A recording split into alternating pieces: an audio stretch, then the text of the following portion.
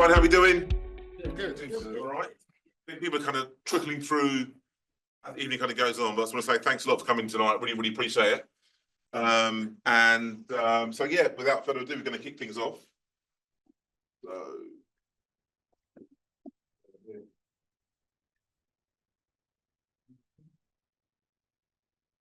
So tonight we are blessed. We've got four fantastic speakers. Simi Bello, who is a governance expert, and Adi Amadou at the back there. Adi, take a seat. Yeah. Who's a certified leadership coach. Okay, and he says leadership for individuals' careers. We have Dr. Herbert Daly over there, lecturer, and the University of Hertfordshire, who is a mathematician, been in the business world 25 years, and can offer all of you insight into developing your career, taking it to the next level from a data mathematics perspective. And he's also a lovely guy as well. So, and then last but not least, drum roll, is Mr. Sebastian Abita, data AI expert and a real supporter and believer in developing the future of Black tech professionals. So I want to say thank you to our speakers tonight, and thank you to all of you for attending. So let's kind of move on a little bit. So BDPN. So the BDPN started, Black Data Professionals Network, started 2 years ago. Reason being is I've got a recruitment background, and speaking to multiple candidates in the tech space who have been overlooked when we had this emergence of AI, and who have been overlooked. Adrian's one of the candidates, individuals who've been overlooked as well. Super talented individual. So I wanted to do something about that. So we started doing videos with individuals such as Adrian, sharing them with other talented Black individuals, and it's just kind of grown. It's kind of blossomed from there. And then we started doing a mentor program.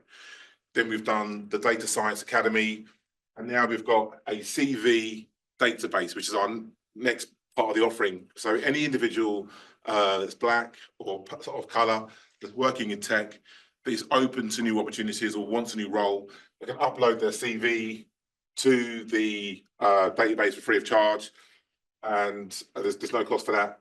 And also the CV is then looked at or viewed by our partner companies such as AWS, that partner with us, British Airways, Salesforce, the Great London Authority, B0 Carbon, etc. So their recruitment people at those businesses have access to the CV database. Does that make sense? Yeah. So that's a part of our evolution. So in other words, giving Black talent the deserved visibility that you deserve to kind of get your career to the next stage. So yeah, there we go. In terms of some of our partners who can access your CV, your resume. And yes, I want to say a big thank you. I want to say a big thank you to the BCS for co-hosting tonight. And big thank you to Alvin. Where is he? He's out there somewhere.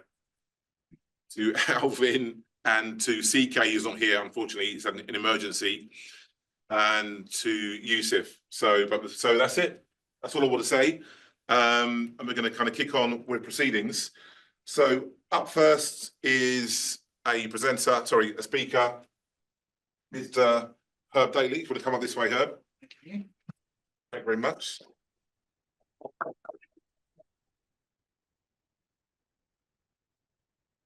Shall I do a little bit of bio, a bit of background for you? You can if you like. With Herb is shorter than I am. Okay. Herb is shorter than I am. Everybody is though, do you know what I mean? Can't help it. Part of my genes, man. Couple of my genes.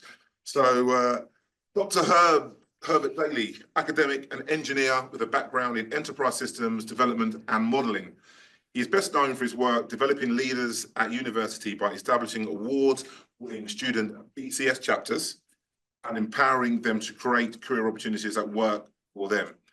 In 2024, he was a speaker at the Black Heroes of Mathematics conference for the London Mathematical Society and was awarded the prestigious IBM Champions. So clever, man. Why are you so bright? Mad. And he got that award in Barcelona. He is currently based at the University of Hertfordshire and holds advanced degrees in computer science, software engineering from Brunel University and the University of Oxford. So without further ado, I'm going to hand over to Herb. So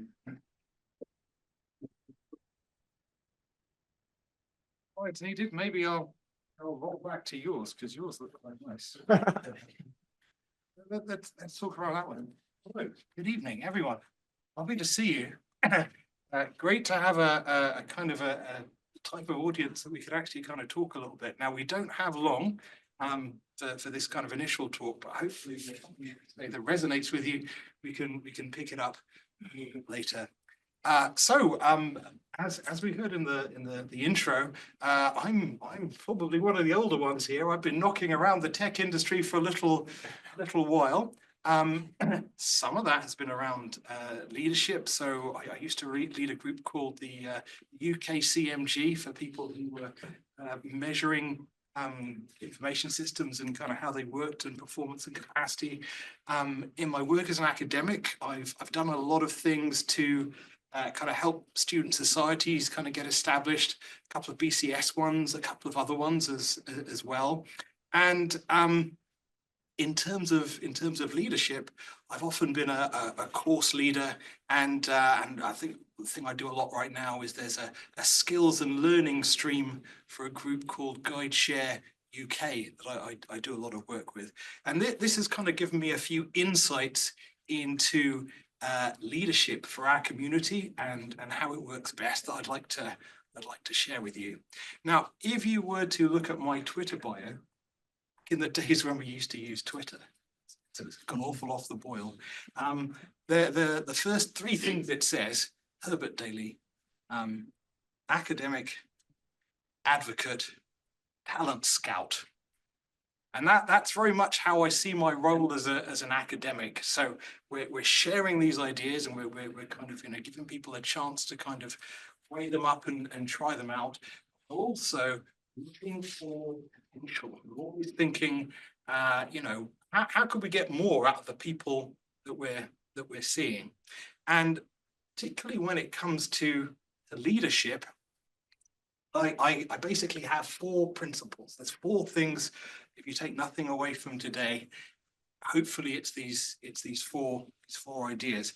Now, in previous lives, I've been very good at acronyms and kind of taking an idea and kind of bashing it into an acronym that kind of means something. I once had a thing. It was all kind of it was for teachers of STEM. And you've got like computer science people and maths people and all sorts. And it was like, wow, okay, how do we get an acronym out of that? And we ended up pushing away and going, well, we've got the maths, and you've got science, and you've got computer science teachers. Scott, there you go. Scott. Yeah, it's like being on Countdown. But this one for now evades me, so you're going to have to remember the random letters. So 4 ideas. So this is my 4 ideas about leadership and how to make that work. So first one is collateral. So C for collateral. Collateral is, why should somebody trust you? Why should somebody be led by you? Now, I'm looking at the faces as I say that, and I can see the wheels turning. And some of you have good reasons why somebody should trust you. There are things that you've done, there are things that you know, and when kind of all brought together, they represent a good reason why somebody should trust you to lead, right? So if you have your collateral, that is the first step. With those BCS societies that I established, I always got the students to organize the events and to reach out to the speakers to kind of get them in and kind of present. And it just gave different people an opportunity to lead, to be the point of contact. So they had something that kind of formed their kind of collateral. So that's the first thing. The second I want to talk about is Vision. Now, this is a much used word. This is bandied around a lot. But if collateral is why people should be led by you, then vision is where is it you're taking them, right? Where are the ideas coming from about where you'd like to go? So again, some of you I can see thinking, this is career-wise. Is it a role? Is it a sector? Is it an industry? Where are we looking to take ourselves? And if you have a good idea, a good story, good vision about where you want to go, then people, once they have that collateral, they have that reason to trust you, they're likely to go with you. But that's where thing number 3 comes in. This, in many ways, is crucial. It's all about relationships, right? But you know that, right? It's all about managing relationships. One or two of you may have done some stuff around project management. Wave a hand if you've done project management somewhere. Yeah. And perhaps you're familiar with the concept of stakeholders. Right? So these are people who are affected by what it is you're going to do. Sometimes they're kind of downstream, sometimes they're kind of upstream, but they have some investment in what we're making. So leadership, our collateral, we have our vision, is all about the management of those relationships. So you have people who are trusting you with some resources. There are the people who are trusting you with their time and effort, and creating those relationships and managing those relationships is a key part of what you'll need to do as a leader. Again, think to yourself, is this something I have experience of? I bet it probably is. I bet a lot of you are quite good making relationships with people and managing those and helping those kind of flourish. Final element. Another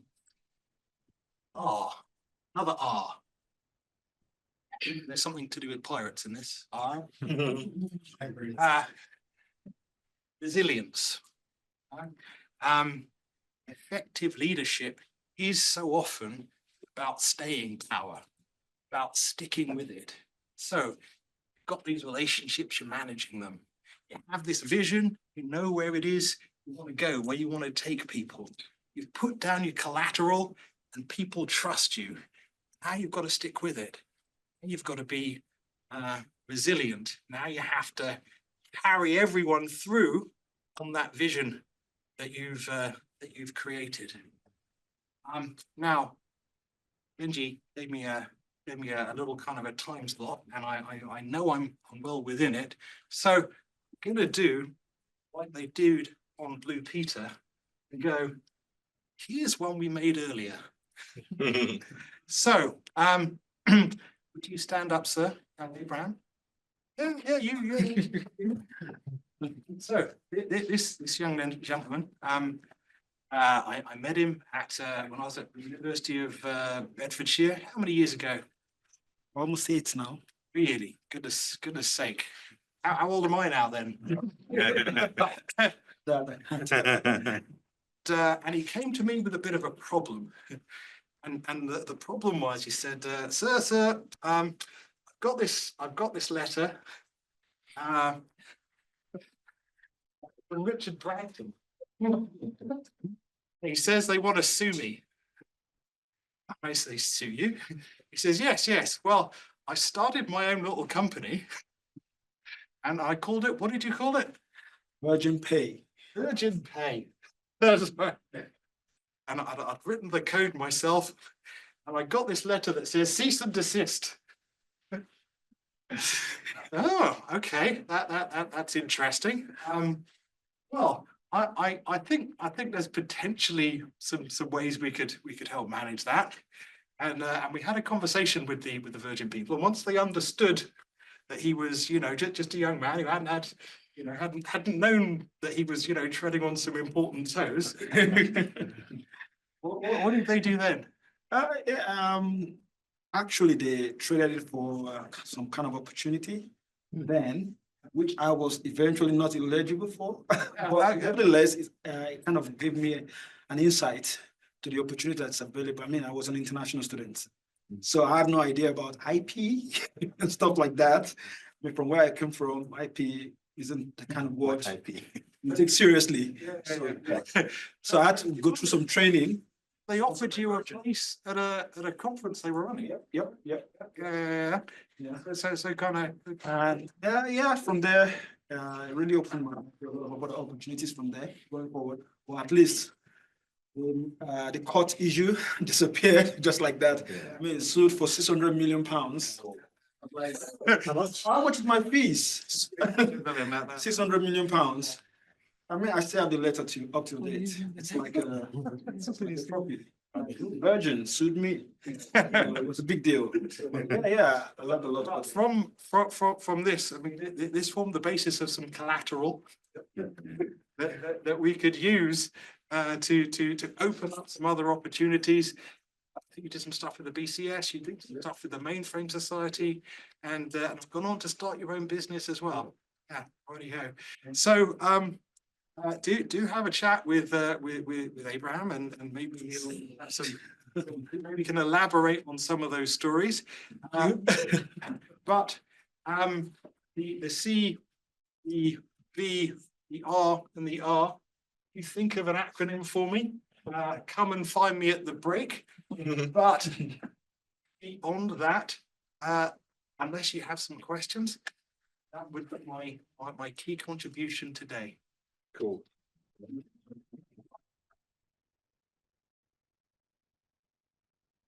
Brilliant.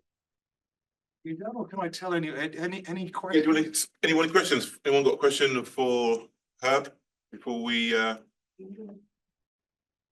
Yeah, save them for the panel. Yeah. So for the panel. Okay, cool. Right, Thanks very brilliant. much for listening. Brilliant. Thanks a lot, Herb, for that. Brilliant. CVBVRR. Wow. Okay. Got me thinking about that. But to be fair, resilience is what I'm kind of like relating to from my perspective at the moment. So excellent. So without further ado, we're going to carry on. We've got a Zoom going on, by the way, as well. So hey to everyone on Zoom. Everyone wave. The camera's over there. Hey, Zoom viewers. Thank you for joining us. People here that need to be admitted. So, right, we are going to push on. So now we are going to bring up Simi. So without further ado, I'll give you a bit of a.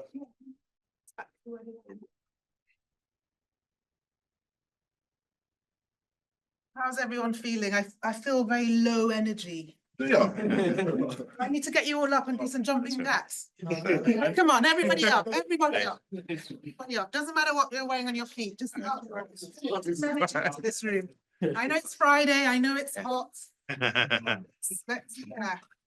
As long as it's interactive as possible with the exercise. On jumping jacks, not just stand up. Okay,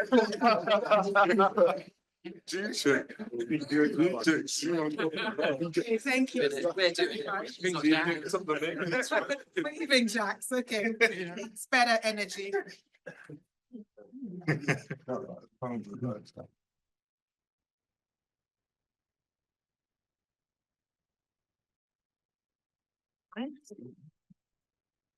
Okay, one of those. Yeah.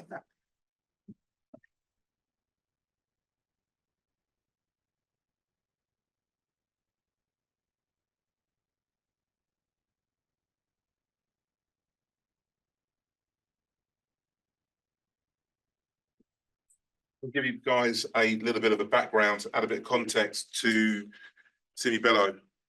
So Simi brings over 25 years expertise in business development, growth, strategy, consultancy. She is a seasoned data privacy professional. The total geek on this, by the way. Big time studies like you wouldn't believe, has done so many certificates. So that doesn't really give her much justice, to be fair. He specialises seamlessly integrating AI and data privacy compliance with operational excellence. Her proven track record includes assisting companies manage complex risks, implement robust frameworks, cultivate strong cultures of compliance awareness. Simi's experience spans different sectors, including highly regulated industries like financial services and life sciences, making her uniquely equipped to navigate the challenges of compliance and governance within these environments. She also taps into her network of other experts as required. Is that right? Yeah, that's cool. Drum roll. Thank you.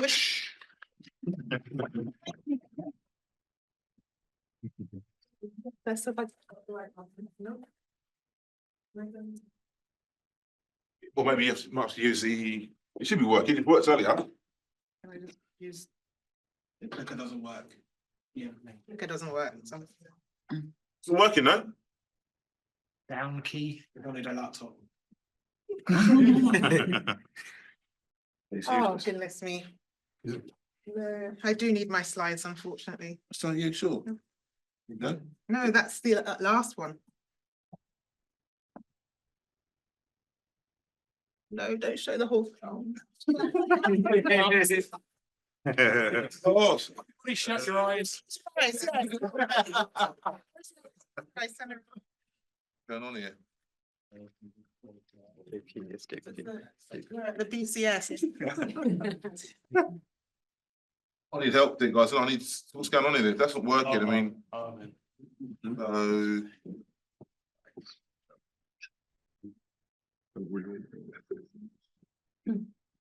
Okay, there. Let's go there. Let's go there. Yeah. Yeah, use those arrows there, Okay, yeah? okay. Right, you turn around now, go on. Oh, goodness me. Yes. Okay. So are the energy levels still good? Yeah. Get up again. No. Right. So my career journey so far, I like the word seasoned. That's very interesting. I guess this is kind of my fourth career, but I really feel that this time round it brings everything together. All my experiences, all my skill sets, everything comes to play in what I'm doing right now. I started off a long time ago in PR and marketing. I worked for agencies, I worked in-house, I worked for Mars Confectionery, Buitoni Pasta, Cadbury's.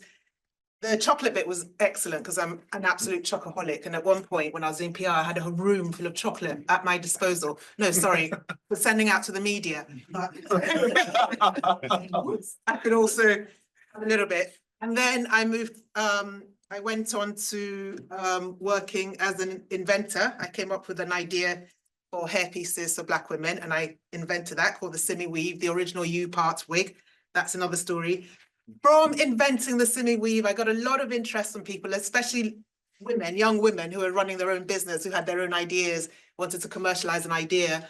And they asked me for advice, how did you do it? Because I won lots of awards, I traveled the world, I got distributors everywhere, it was sold in Selfridges and so on. So everyone was asking me, how did you do it? Help, help, help. And I helped a lot of people for ages for free. Without charging. And then I realized, hang on a second, I can set myself up as a management consultant. And so that's what I did. I thought, you know, I do have some good experience here and I can offer this information to people and charge them at the same time. So I've actually worked as a business consultant for many, many years. That's been the chunk of my career. I've worked with lots of different clients, different countries, different sizes, different sectors. And what's happened is I found after a while, I wanted an extra edge, an extra feather in my cap, an extra USP. And I did some research and I found out about privacy, data privacy. And the funny thing was I had studied data privacy many times over my career. When I was working in PR marketing, I did a course on data privacy. I was on the other side of data at that point where I was always saying to clients, let's grow your database. So anyway, I did some research. My timing was excellent because GDPR was coming down the tracks and there was a lot of interest. And then I went up and did all those qualifications that Ian mentioned.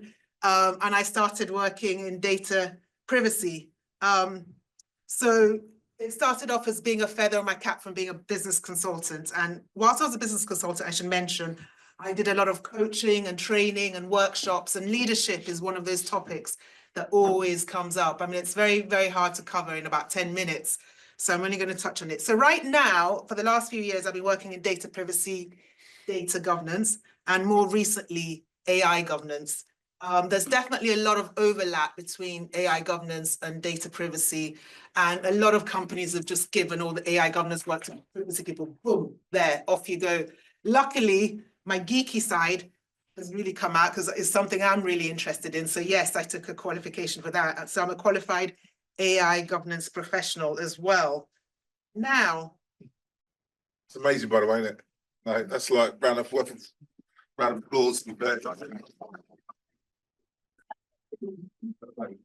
what is a leader? I did some research around this for this talk today, just to refresh my memory and everything, as it were. And so there's a definition from Wikipedia. Defined as the ability of an individual group,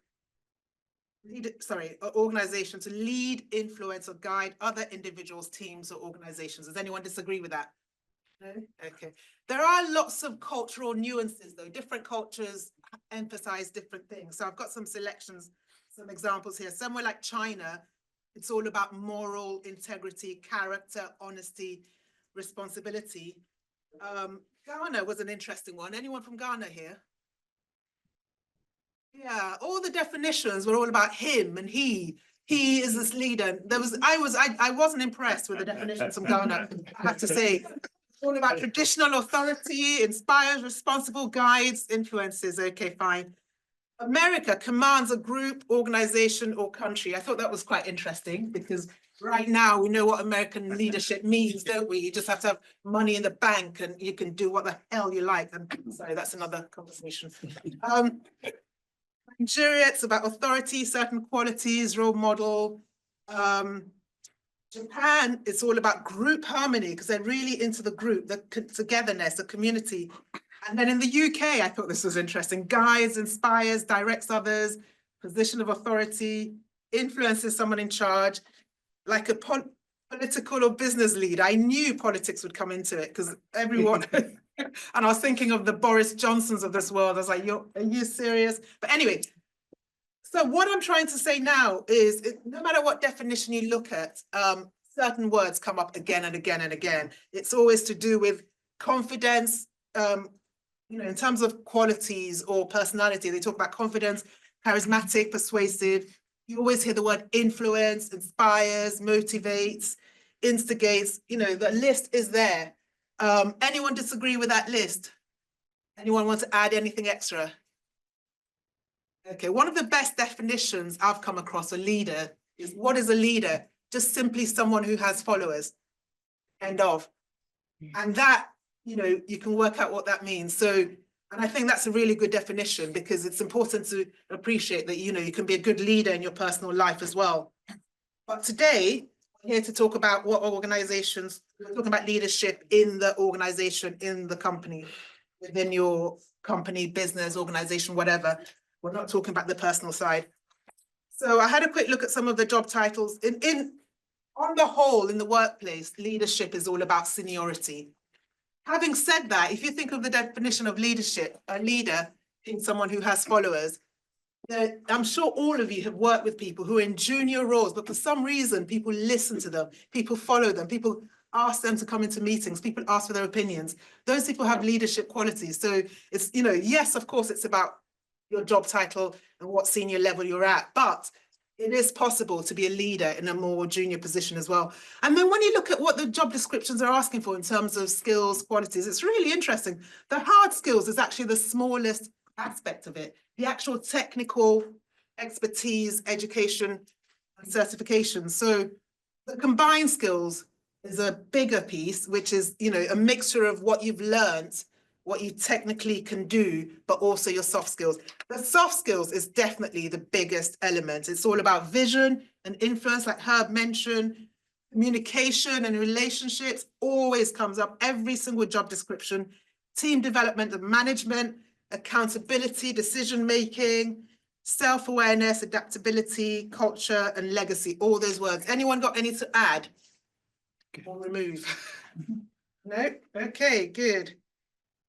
So I've got 5 tips for successful leadership, and these are all tips that I've gathered over my life, my career, my 4 careers, I should say. And I just want to share them with you. And this is in addition to everything I've said about all the skills that employees ask for, that long list, influence, vision and everything. So my 5 tips. First, everyone always talks about self-awareness as a leader. A leader has to be self-aware. You have to assess your strengths. I would call that know your triggers rather than self-aware. Definitely, you need to know your strengths. You need to identify your strengths and weaknesses. Definitely leverage your strengths. Definitely not hide. That's the wrong word. Try not to be exposed to your weaknesses. Once you know what your weaknesses are, own them, work on them, but as much as possible, avoid being in situations where your weaknesses are exposed. Definitely know what your red lines are, what triggers you, what is something you wouldn't do, you wouldn't stand for, brings that beast out in you. You need to know that. It's very, very important. And then things like intention perception gaps, that's what I call it, where you may not come across as you think you are. Your intention is something, but for whatever reason, the perception is different. That's really important to be aware of that. And you usually can only find out about that from feedback. If you assess yourself, you won't get it. You'll miss out a lot. So you need to always ask for continuous feedback. Always observe and assess your impact as well, or lack of. Very, very critical. So that's the first one. Know your triggers, which is, traditionally called self-awareness. The second one I call 3-pillar knowledge. And again, this is something I've realized over my 4 careers. And this is something you can start building up right from the interview stage. You always hear about research the company you're being interviewed for, know the market, but really there's 3 elements to that. First of all, your job role. What job are you interviewing for? What job are you in? It's so critical. You did the research, you ask the questions, you know why that particular job function, that job role is critical for the business. That will give you confidence. You won't have that imposter syndrome and so on. So it's really critical that you're aware of that. The second one is your actual organization. Yes, of course, research your organization, the competitors and so on, but you need to know its impact in the sector. Where does it fit in the sector? As much as possible, ask for a business plan, try and find out who's in charge of strategy, really get to know what makes your company tick within their sector. And the third one is, where does your sector actually fit within the broader world? It's so important when you're doing your research. Don't just limit it to your role. You've got to also look at your organization and their sector. If you're in a sector that's dying and fading because AI is taking over, you need to know that. You need to know the importance of that sector within the world stage. So what you need to do for the 3-pillar knowledge is always research, always learn, always ask questions, keep learning. We learn to the grave, as they say. Keep on top of news and trends, but also future predictions. There are lots of people who work as futurists nowadays, and that is actually their job, predicting the future. You probably all know this, being in tech. SWOT up on strategy. I have worked with so many clients and businesses. They don't always want to share their business plan with you or tell you their strategy, but you'll find a way. You'll find someone within the business who's responsible or who knows. Find out. And once you have all that information, make sure you're name dropping it. When you are in meetings with senior people or important people and you want to make an impression, make sure you're name dropping what you know about your role, how it's critical to the business, or where the business fits in within its sector and where the sector fits in on the world stage. And then demonstrate your knowledge through suggestions. There's always an opportunity, any meeting you're in, to come up with ideas. Don't be one of those people that's always pointing out the problems and the issues and the challenges, the glass half full, half empty. Be the half, hang on, what's the other way around one? Build goodwill. Everyone talks about building trust. Yes, trust is very important. If you can build goodwill, you will build trust. Now, I have some tricks up my sleeve for this. I always incentivize. When you work in privacy and you're always asking your colleagues for information, their input, sometimes when you walk down the corridor and they see you coming, they go in the other direction. They run away from you because they know they owe you some information and they haven't got back to you and they just don't want to do it. So I always, if I've chased someone for ages and ages, I say in the end, you know what, let's just workshop this. Let's just pin down a 1.5 hour, 2-hour meeting. We will go through everything we need to. I will get all that information out of you and you never have to see me again. And they love that because you're doing their job for them. So that builds goodwill when they know you will go that far. Sometimes, I say, let's make it a working lunch, let's do it after work, whatever. Let's just get it done. And they appreciate that. And then reward. Whenever I do have workshops or meetings, I always come bearing gifts. I always come with fruits or chocolates or whatever. and I'm actually known for it now, you know, what's Simi going to bring today? Tiny things like that. In fact, with some of the clients I've worked for, they've given me a budget for that. So everybody thought it was me being generous. They didn't realize I got a budget for that. So come bearing gifts. It really, the impact, if you're sitting someone down for an hour, 2 hours or whatever, feed them, give them drinks. Gamify. This is something I've been doing for a while, when I'm always having to collect information. And I noticed a lot of people in IT, they're asking people to fill in spreadsheets and stuff like that. Nobody likes filling in spreadsheets. Create a form, especially those forms that you can ask one question at a time and it looks like an app. That's what I do now. And you'll be amazed how many people will quickly fill in a form and give you the information you want. But if you ask them to fill in a spreadsheet, it's not happening.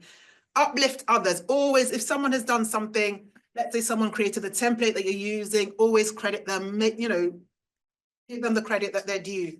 Don't take all the glory. Actively listen to what they're saying, whether it's to do with their job or their personal life. Remember, they're the one that likes golf, they're the one that went to Dubai on holiday, and then name drop that in conversation in the future to show that you've concentrated, you've listened, you're going that extra mile. Be diplomatic, choose your words very carefully. This is a really interesting one, because as a contractor, every time I go into a company, I don't know what it is, people always start asking, what do you think of this? They want you to just criticize their colleagues. They want you to just give them all the gist, and you just have to really be careful, because you gather a lot of information, you're privy to a lot of information, and they just always want you to dish the dirt. So, I'm always very, very careful with my words. When they say, oh, so-and-so, the head of IT, he behaves like this. Have you seen that in other companies? I just, I deflect. I find a way not to answer the question, because it's just not worth it. It's just not worth going down there. Be dependable. And sometimes this is just by being predictable. Have a routine. Let people know they can depend on you. You're reliable. That really builds goodwill. That really, really builds trust. Diffusing conflicts, going in, reading the room. Oh gosh, you can read a lot from body language. Just learn to read the room and know when to speak up, know when to be quiet, know when to listen, and so on. And build followers wherever you can. I mean, the privacy department, we're always running competitions, we're always doing quizzes and stuff. And, when other departments do that, I always support, I always take part, whether I want to or not. But that kind of thing really builds goodwill, and it builds a lot of trust as well. Oops. This one. So I'm just going to quickly touch on what data privacy actually is. Okay, so there's lots of pillars or aspects of data privacy. We develop frameworks like the strategy, the processes, the policies, and so on. We work on contracts all the time, third-party supply management. We do a lot of product consultancy, which is things like privacy by design, especially for tech companies. Privacy operations, when data subjects have access requests and so on, so dealing with a data subject. Risk assessments, oh gosh, DPIAs, LIAs, TRAs, oh goodness, and coming out of my ears. Security coordination, we work a lot closely with cybersecurity and IT, because those are the tools we use to deliver privacy. And then we also coordinate with other departments like ICO. Very, very similar with AI, very, very similar, a lot of overlap. Now, the reason I touch into that, because the next point is you need to develop a very thick skin. I have been told all of this. Oh, privacy is dry. Privacy is boring. It's a waste of time. We've got nothing to hide. We don't need privacy. We'll take the risk. It's pointless. It makes no difference. No one cares. And I see where they're coming from to some extent, because some of the big tech companies with deep pockets, they actually factor in the fines. When they do their planning and strategy, they know they're going to be sued. They're going to get in trouble for privacy violations. So they actually build that into their costs. They go ahead anyway. So I do see where they're coming from to some extent. But the point I'm making here is you do need to develop a very thick skin. It's amazing how many senior leadership team meetings I've been sitting in. And people just say things like that, like, oh, it's a waste of time. Why are we investing in privacy? How long is your contract for? Why are you here? I've actually heard all of that. So maybe this doesn't apply to your particular area of data or tech. Maybe it does, but I have learned to develop a very, very thick skin. And then last but not least, have a memorable trademark. Have something about you that's unique that people will remember. Mine is chocolate. I've already mentioned when I was working in PR for Mars Confectionery and then Cadbury's, I had room full of chocolate. I'm a complete chocoholic. So whenever I'm training or doing workshops, I always find a way of bringing chocolate into the analogy, into the examples and so on. Unfortunately for me, chocolates actually give me migraines. After years and years of being a chocoholic, I'm 2 years clean of not eating chocolate. So I've got to now find another angle. When I worked in the video games industry, I started off working for Maxis, and they did all the sim games, Sim City, Sim Town, Sim whatever. So my trademark there was actually, my real name is Shola. I changed it to Simmy to get the job with Sim City. And that, you know, I really milked that one, and that was a real icebreaker and so on. But whatever you choose. Your name to get the job. Exactly, people believe. You see? And We need to kind of rewind. That's a conversation for networking. We hear all about that. And when I worked for Electronic Arts, one of the senior people, head of product marketing, he actually couldn't play games. He was absolutely crap at playing PlayStation games. That was his trademark. Now, he was pale, male, stale. He could have that trademark. I couldn't have that trademark. I wouldn't have been allowed to get away with it. So whatever you choose as your trademark, make sure it's not something that your employers or colleagues can weaponize, and make sure it's something you can carry off. So now I'm in search for a new trademark because I can't use chocolate anymore. So yeah, if anyone has any ideas, I'd appreciate that. And then last but not least, a shameless plug. My sister is a lawyer, employment lawyer, but her hobby is producing and directing plays part-time. She's got this play, starts on Wednesday. It's on at Tower Theatre in Stoke Newington. It's called Rockets and Blue Lights. It's written by Winston Pinnock. It's absolutely brilliant. It's all about the two eras, looking at transatlantic slave trade and through the eyes of two different generations. I've got some flyers. Please, please, please come along, come and support us. It's been a nightmare trying to get coverage for it. I help her with the PR and marketing. It's been a nightmare. There's just been no interest once you mentioned transatlantic slave trade. It's been really, really challenging compared to all her other plays that I've promoted, that I've, you know, got tons and tons of publicity. This time around, it's been a real challenge. It starts on Wednesday. And then now World War III has just started. I said, oh my goodness, that's it. When, you know, it's no longer slow press day. It's now Armageddon, when no one's going to get a look in now. So yeah, I've got some flyers. So that's my shameless plug. Thank you very much. So much. What was that, right? See, I mean, it's just amazing. Adrian. I had a question. Leave it till later. Yeah, quick question. Quick question. How do you deal with number 4 when they say we don't need you? Oh, goodness me. You do. There's no quick answer. It depends on the situation and the context. Mm. If it's appropriate for me to push back and say, hang on a second, Yeah. you know, I will do. I mean, if it's really, really rude, I'll be like, ouch, hello, I'm here. You know, it really depends on who's in the room and so on. But on the whole, I will point out to them, yes, yes, yes, I know you all think privacy is a cost center. You know, the reality is if you use privacy proactively, you can save a lot of money and you can use it as a USP, a marketing edge, instead of using it defensively when things go wrong. And then they're like, so, you know, you kind of have to turn it around. But it really depends on the context. Sometimes I just have to like just bite my tongue and not say anything. And sometimes I can't imagine you're not saying anything. I'll leave that for a second. And sometimes when it's appropriate, I will give it to them. 100%. And also as well, LinkedIn. So obviously Simi Bello, Ali Amadou, Herb Daily, myself, follow us, Sebastian, you can catch us on LinkedIn, connect. And because maybe something's going to come into your head, think, oh my God, Ian would have been a good person to speak about that, or Simi or Herb, or whatever. So follow us on LinkedIn and don't be afraid to reach out. We're all lovely people, happy to kind of help people out, whether it's this evening or tomorrow or whenever. So please follow and connect with the speakers tonight. So much information here in this room tonight, and it needs to be tapped into. Do you know what I mean? So please do that.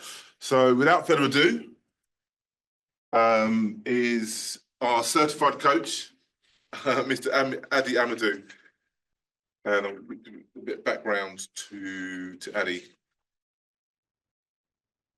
So Adi is a strategic leadership coach and corporate advisor with a strong record of guiding senior leaders and organizations through transformation. As a founder of his own consultancy, Circulate, he works with executive teams, high potential talent to unlock performance by embedding inclusive, purpose-driven leadership cultures. I mean, sitting right there, in the room with us. With a background in managing large-scale change across industries, including tech, finance, and pharmaceuticals, and he combines commercial acumen with deep coaching expertise. He has advised FTSE 100 companies, delivered executive coaching to mid and senior level leaders, and served on multiple advisory boards, driving equity and cultural change at scale. Through his practical, grounded style, Adi equips leaders to operate with clarity, navigate complexity, and lead with authenticity.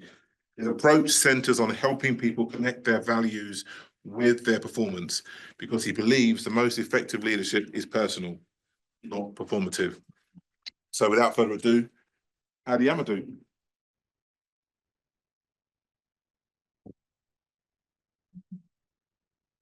A lot of stuff he said, isn't it? Yeah. Like me, man. You have to get through certain company doors. You have to write like that, innit? So, but I'm just bring it back. Right. So, just gonna make it basic. My name's Ade. I'm married to one woman. I got 2 children and I play 3 instruments. Do you guys get that? Yeah. My name's Ade. I got 1 wife. 2 kids. And you just need to remember that. All the other stuff you said before, forget it. Yeah. That's really cool. So, yeah, no, but it's a pleasure to be here. To be honest, I don't know, why do black people like to sit at back? It's just one of the things. Please, if anyone feels like they want to move forward and make a bit more, please do. I just feel like everyone's trying to go into the back to the point where someone's almost sitting outside. To move forward. But trust me, the best seats at the front. So be able to get a. You're a great leader. Oh yeah, see, thank you for coming in. No, but real talk, like we have to break some of these molds in it. Like I know, like you go to the back of the bus, you go to the back of the classroom. Get it, like let's change it up a little bit. Right? So okay, cool. So I can see everyone's here. It's a hard one being the last person to speak. So I'm just gonna give you a little bit of context who I am. Give you some context as to what I want to speak about, and then just give you some few tips. So yes, I have worked in finance. I pivoted to pharmaceuticals.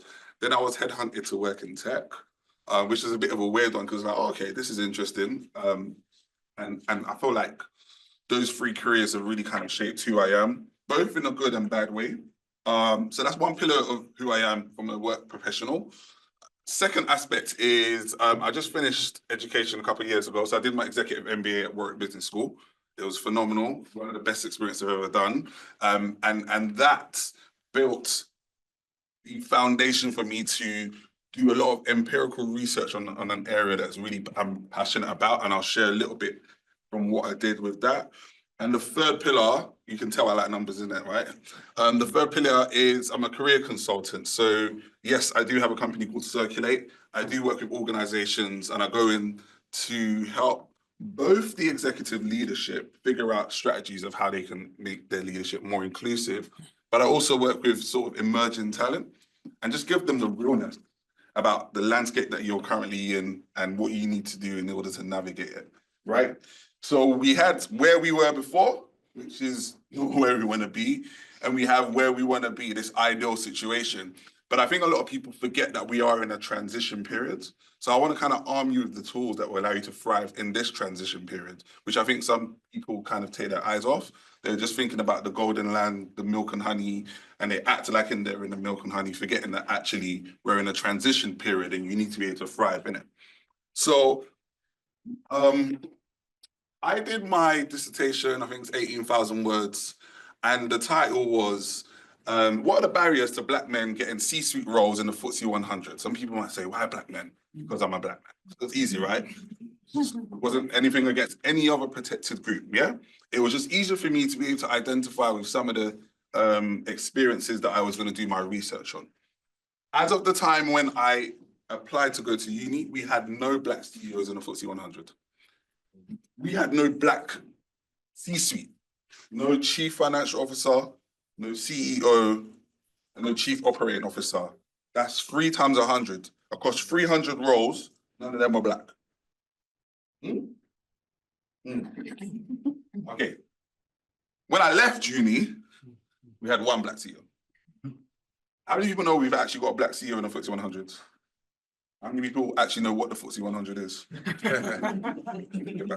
All right, the top 100 companies in the UK, the FTSE 100, obviously there's more. We have one black. Now, that might sound like progression, and it is. However, it is a company called Airtel. And that company joined the FTSE 100 in 2021. And the CEO is Nigerian. And the company is based in Africa. So that kind of just paints the real picture where we are. Kind of like sidewalked our way into the FTSE 100. Yeah, we bought ourselves in there. And so for me, it was really important for me to understand, okay, what is the dynamics and why is it that we struggle to have this like change in the leadership? What is it that's really holding us back? And so I did a lot of research on leadership. Like I picked all my electives on leadership. I picked all my electives on strategy. I really wanted to do a deep dive.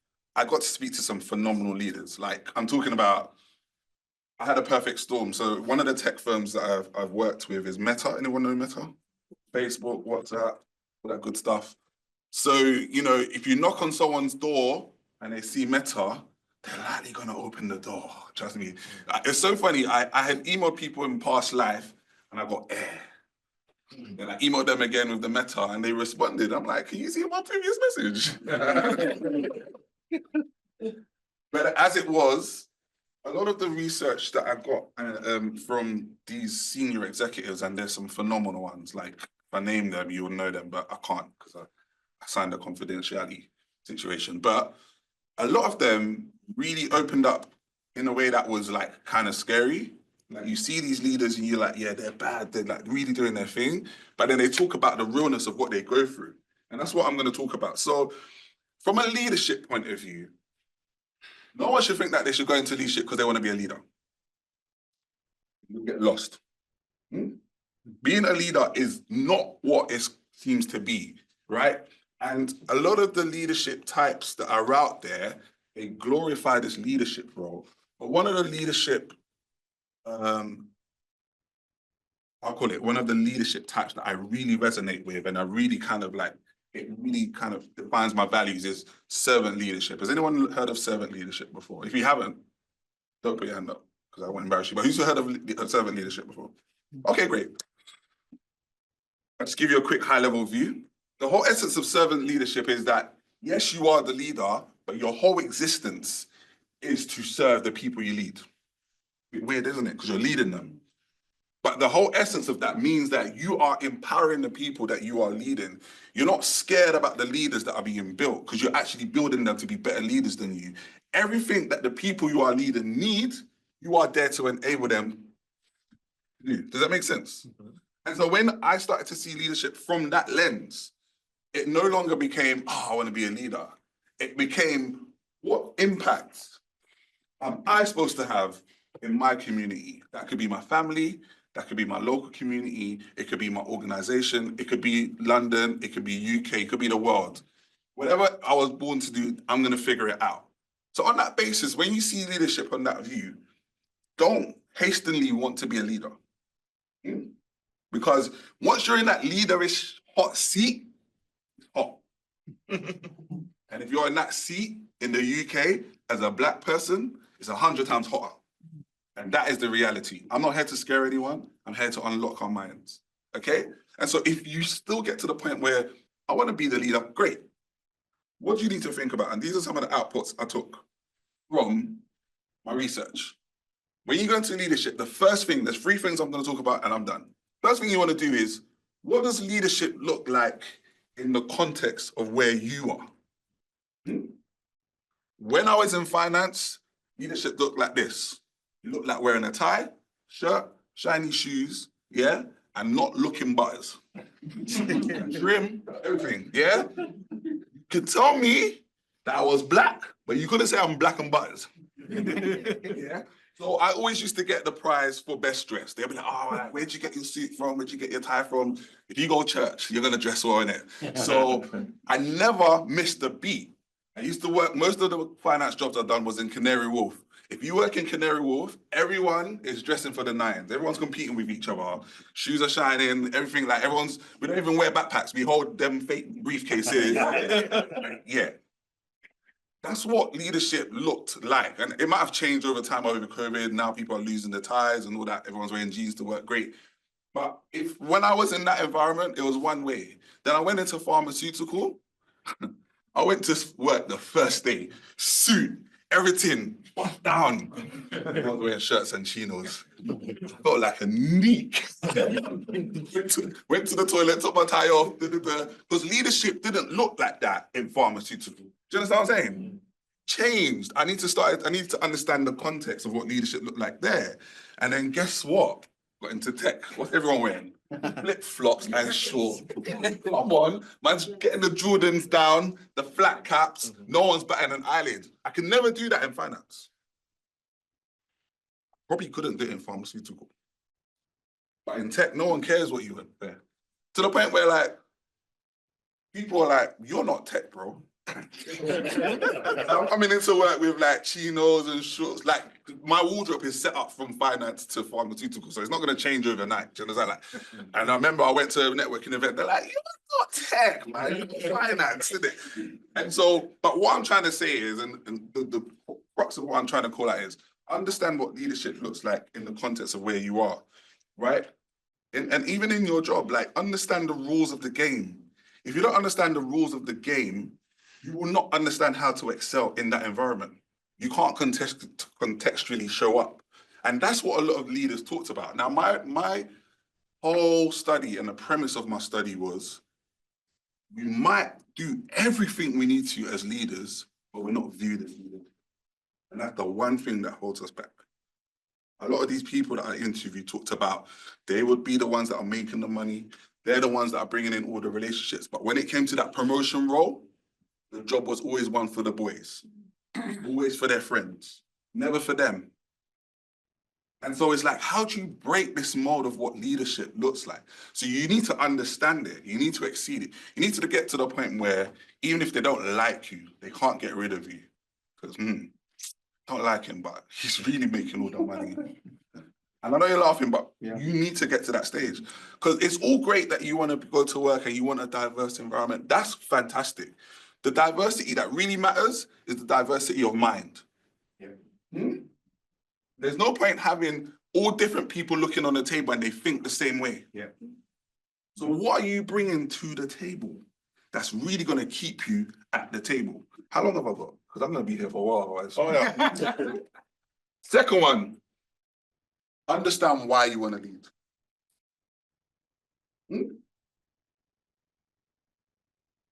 You go to the gym, it's hard. You don't go to the gym, it's hard. You're rich, it's hard. You're not rich, it's hard. You're healthy, it's hard because you have to get all those things to keep healthy. You're sick, it's hard. Guess what? Everything is hard. I'm being so serious. Yeah. Everything is hard. You go to work, you code switch, it's hard. You go to work, you don't code switch, they don't understand you, it's hard. So what am I trying to drive here? The one thing that's going to sustain you doing something, you understand why. So if you want to be a leader, understand why you want to be a leader.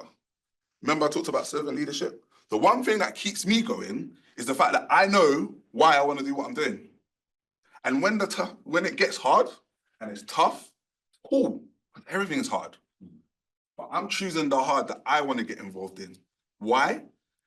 Not because of what I want to do, but because of the impact I want to make. I hope that makes sense. Yeah. There's no point you thinking, oh, like I want to do this job, I want to earn this money. That's great. You feed yourself, and then what? You die, and then what? What impact are you going to make? When it's all said and done, and we've got the date you was born and the date you died, what are people going to say about you? Please, everyone turn to someone and say, what are they going to say about you? It's a bit quiet in here. What are they going to say about you? I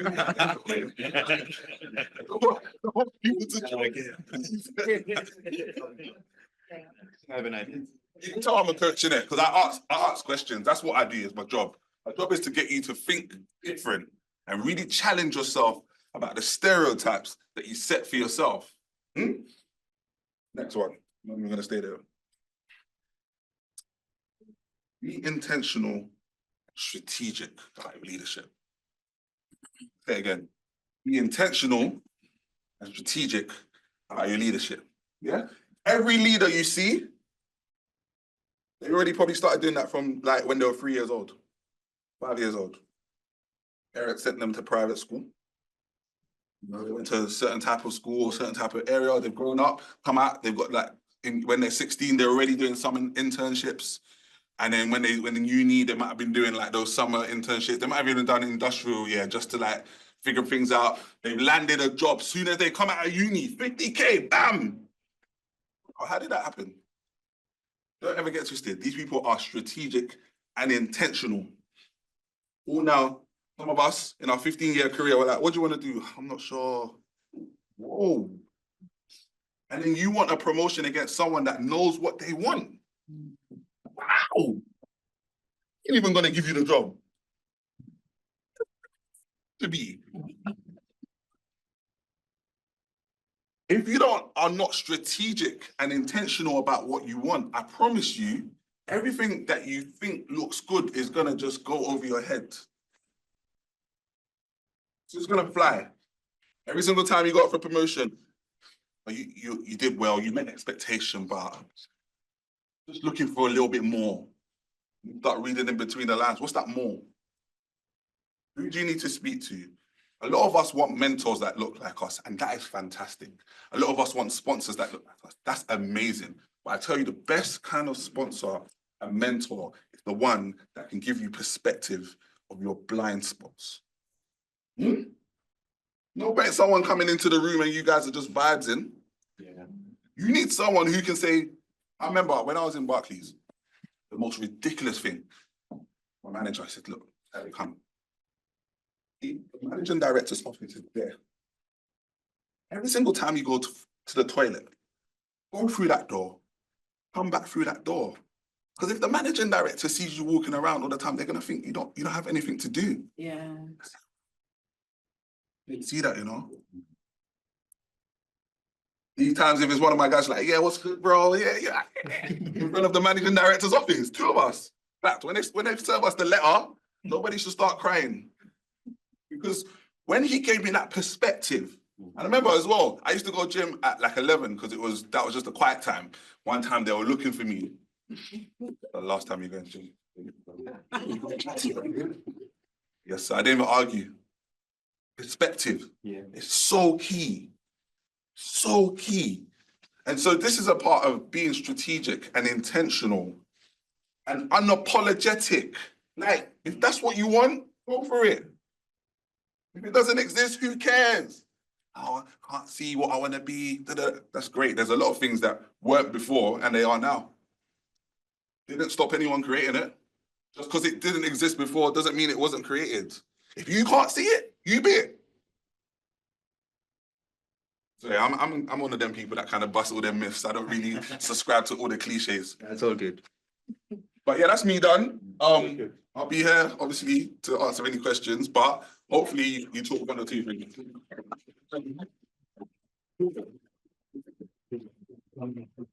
Fantastic. But yeah, look, we're gonna have a little break now. I mean, I think we've got some On his way. this way, yeah? About 6 minutes. 6 minutes, Dougie Fresh, you're on. Remember that tune? I'm watching my age. Yeah. It's not bad, I don't know, they're late, tell them the time. Oh, what? Just come up here and wrap it out, man. You mother be Yeah, we've got 6 minutes. Okay, so look, I just want to say thank you so far. I'll have a little break in a minute, and then Sebastian's keynote is going to come up and do his thing, and then we're going to get into a bit of a little panel and some networking. We're kind of wrap it up. So, but yeah, I mean, we'll wait for the pizzas to arrive. But to me, again, kind of going back into about recruitment and linking it with leadership, I see so many individuals at that sort of like second job stage to maybe third, fourth job stage when they're like 15, 20 years. into their role and struggle to think, well, look, put their head down and they're working, and as black individuals working really hard, putting more shift in, and being quiet and not trying to upset the apple cart. And leadership opportunities are surpassing them. And that's what I want to kind of like to, that's the reason to addressing this tonight, by giving the individuals the opportunity to think about what they want to do in their career. And so listening to the speakers tonight to kind of give you that understanding about what you might have to do. Do you really want to be a leader? What does that look like? Because we're all deserving of that opportunity. And so I think tonight we kind of leave here thinking we're having a clearer perspective of that. Sorry, yeah, go. I just want to just give us a bit of more background of obviously your business and how you started. So I think you contacted me on LinkedIn. So that's how I'm here today. I was thinking, how did I get here today? And then Oh, really? I realized that it was through LinkedIn. So Brilliant. Okay, cool. So yeah, I've been in recruitment for like 20 years. yeah. And to be totally honest, up until George Floyd BLM, I didn't have the confidence to kind of lean in to representing black talent. So my recruitment company in the BDPN purely about black individuals working in the digital space. And since then, I've had the confidence to do that. And a lot of companies are resisting, kind of getting involved. But that's what I do. The BDPN, for individuals that kind of missed out from the beginning of this evening, the BDPN was set up and created in 2023. Again, going back to me being in recruitment, speaking to black candidates when there was an emergence of AI and individuals were being overlooked. I wanted to kind of change that. So we started doing videos with black individuals that were quite senior about their journey, what decisions they made to get to where they are in their journey as like director level and above, essentially. And so I wanted the black community to understand what those individuals did to get to where they are and what that was like for them. So that was the beginning of the BDPN, and kind of fast forward 2 years to where we are now. Within that time, we have launched the BDPN mentor program, where like 30-40 individuals were mentored by other more senior black individuals that worked in tech. We've also launched the Data Science Academy, where a syllabus was delivered on data science and covering sort of like Python, SQL, and so forth. And we're going to be doing that again later on this year.